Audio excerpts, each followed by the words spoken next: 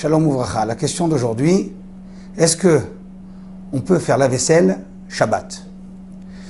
Eh bien, le Shulchan Aruch, dans le Siman Shin Kav Gimel 323, nota 6, Seif Vav nous dit Medihim kelim le tzorech hayom. On a le droit, effectivement, de faire la vaisselle, mais à condition qu'on en a besoin pour Shabbat. Que gon nish'arlo adain seuda le'echol.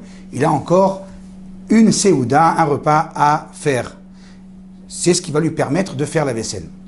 Par contre, aval, l'achar seuda shlishit, après seuda shlishit, donc théoriquement il n'y a plus de seuda, en medichin, on ne peut plus faire la vaisselle.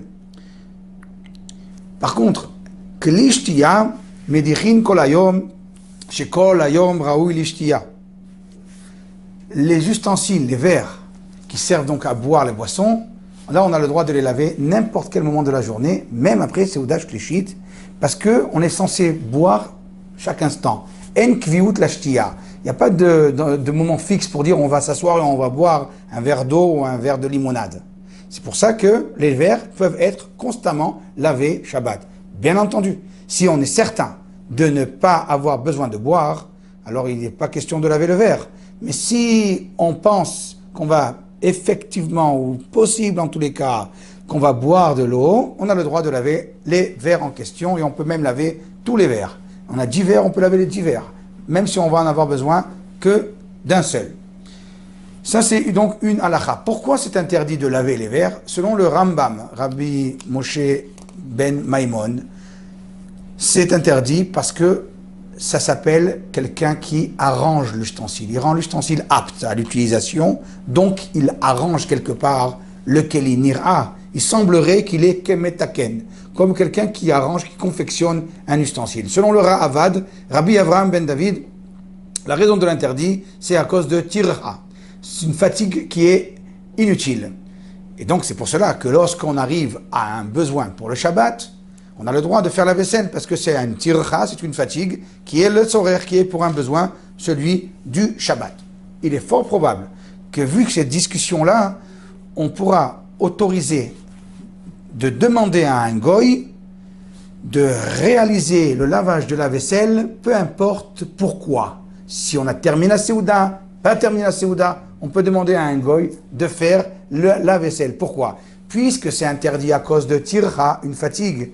Eh bien, la fatigue, elle a été interdite pour le juif qui ne se fatigue pas. Mais pour le goy, il n'y a pas d'interdit. Et donc, on peut lui demander, faites-moi la vaisselle. Ça, c'est un problème non élucidé, mais en tous les cas, c'est une porte ouverte à une dérogation possible. Il faudra demander à un rave. On a, enfin, la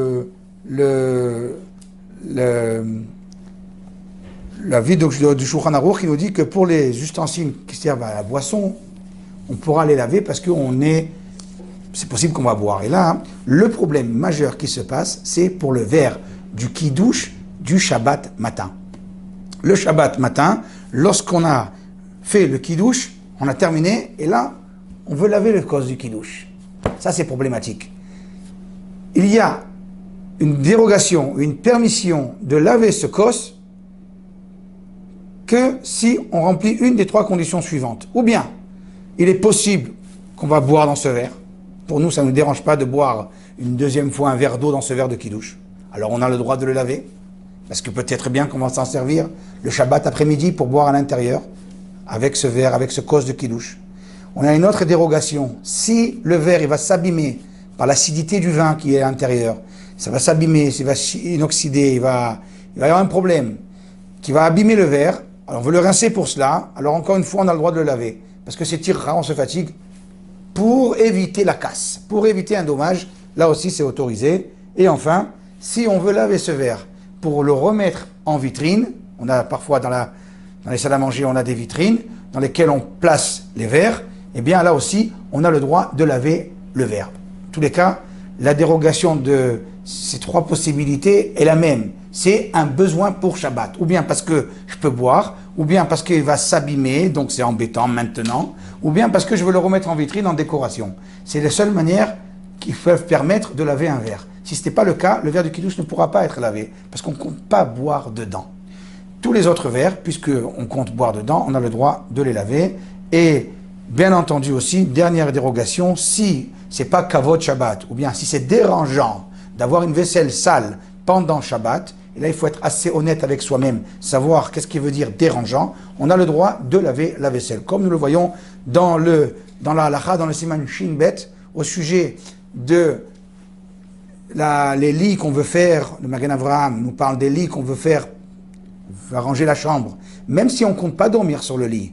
Mais puisqu'une chambre désordonnée, c'est pas joli, on veut faire la chambre, bien qu'on ne va pas s'en servir, on ne va pas du tout se coucher sur ce lit, c'est pas grave. Ça s'appelle aussi un besoin pour Shabbat.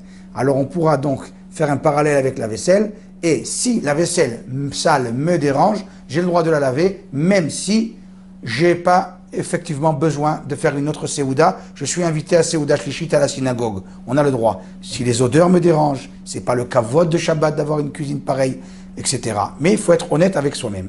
Donc on va récapituler Bezrat Hashem, les halachot qu'on a vu aujourd'hui. On a vu qu'on a le droit de faire la vaisselle Shabbat. Il n'y a pas de problème de trier non plus. C'est intéressant.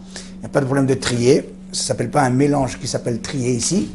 Et on a le droit de laver les verres même s'il n'y a pas de Seouda, parce qu'on est censé boire à n'importe quel moment. Si on est certain de ne pas boire, ou bien de ne pas boire dans ce verre, eh bien là, on a une interdiction de faire la vaisselle, de laver ce verre.